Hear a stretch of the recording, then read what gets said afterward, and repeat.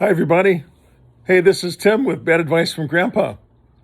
Today we're going to talk about video chatting and lighting.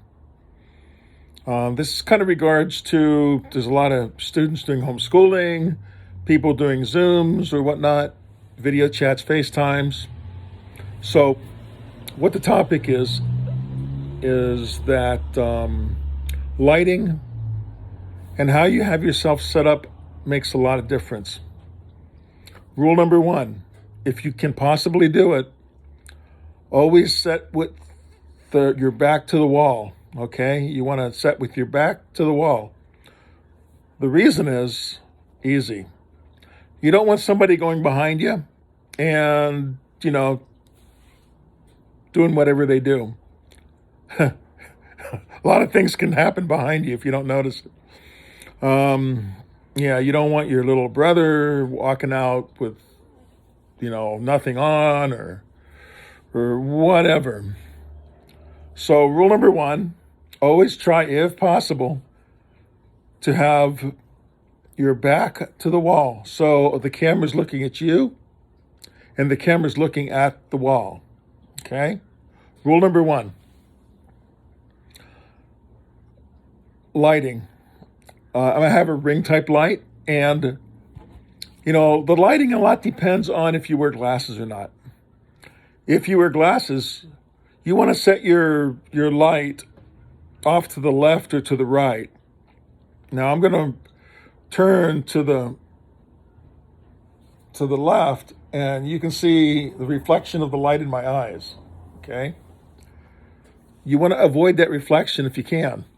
So what a lot of people do is I'll move my light and I'm going to put it in front of me. And here's what happens. You got your video chat going, you got your thing going, and all of a sudden you've got that light reflecting your glasses. I have my light up. It's actually on a camera stand, and it's up about this, it's up above me. See, you can see it in my glasses right here when I face up.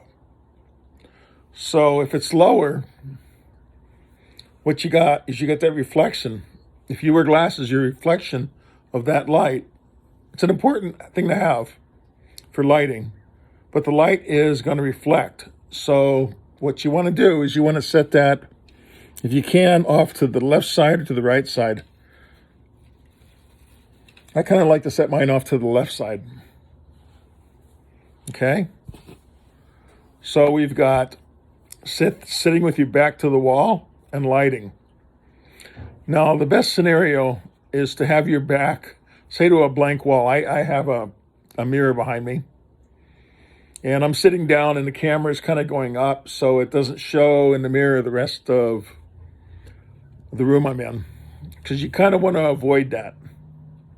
Okay?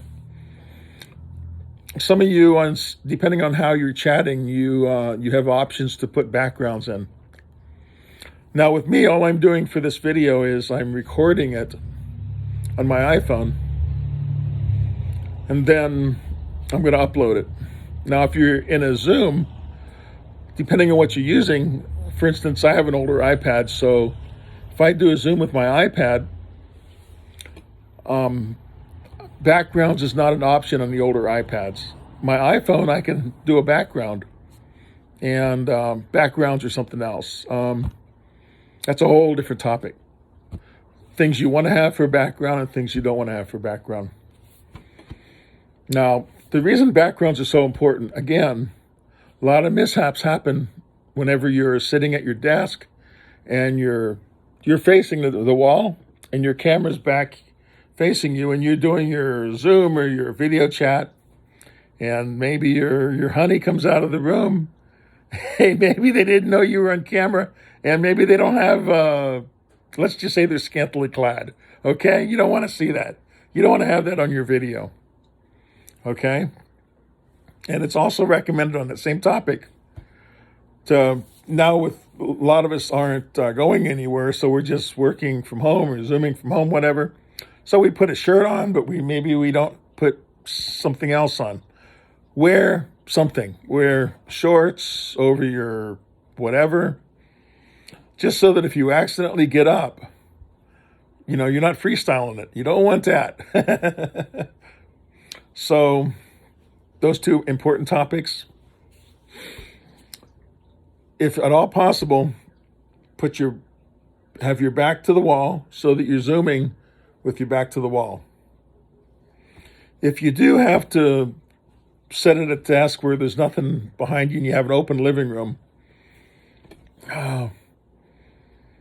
if you can, try to put something up. I'd recommend maybe you have one of those portable clothes hanger racks that you can put a blanket over, preferably green, because then you can have your own green screen, and that would be cool.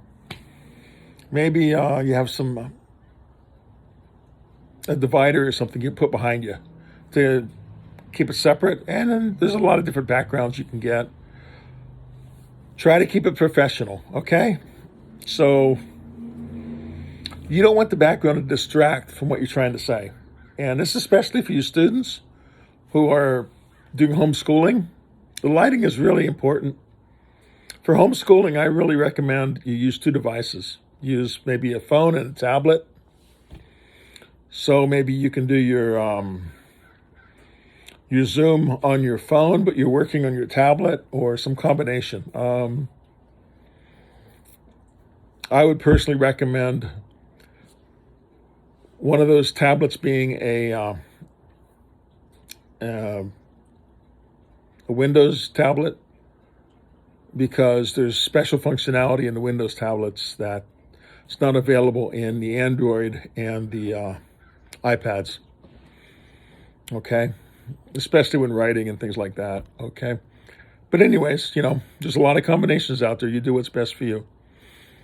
Also, if you have a headset on, try your best to use a headset. My headset's a noise dampening headset, so it's going to cut out all that ambient sound around me, and I can focus on what I'm doing. And if you're talking to me, I can focus on that. If there's loud sounds going on out there somewhere, it's not going to see me. It's not going to see the loud sounds as easily as if you're just not using a headset. Also, if you're not using a headset, you can pick up a lot of ambient sounds. And if you got a couple devices going, you could become tied up in like a sound like an echo loop, which does happen sometimes. Echo loop is where you're talking, and then because you don't have headset on, you have just speakers, you can hear yourself talking back. There's a slight time delay.